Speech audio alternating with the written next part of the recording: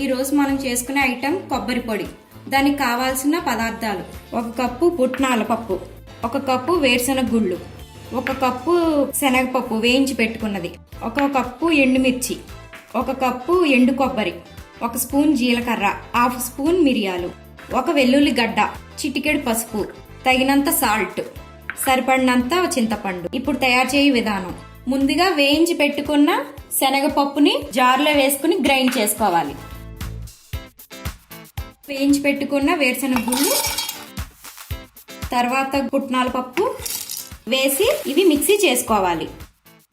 Mixie పట్టుకున్న మిశ్రమాన్ని పక్కన పెట్టుకుని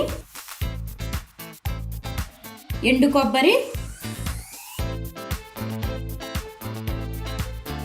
జీలకర్ర, మిరియాలు,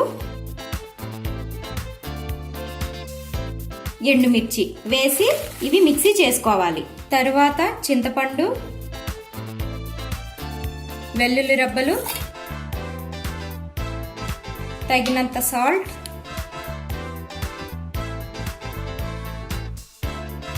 చిటికెడు పసుపు ఇవి కూడా మిక్సీ చేసుకోవాలి. ఇందాక వేయించి పెట్టుకున్నవన్నీ విడివిడిగా పట్టుకున్నాం కదా, అవన్నీ ఒకసారి మళ్ళీ జార్లో వేసి మొత్తం అన్నీ కలిపి మిక్సీ పట్టుకోవాలి. కొద్దిగా ఇంగు వేసుకుని ఆ తర్వాత ఇలా కలుపుకోవాలి.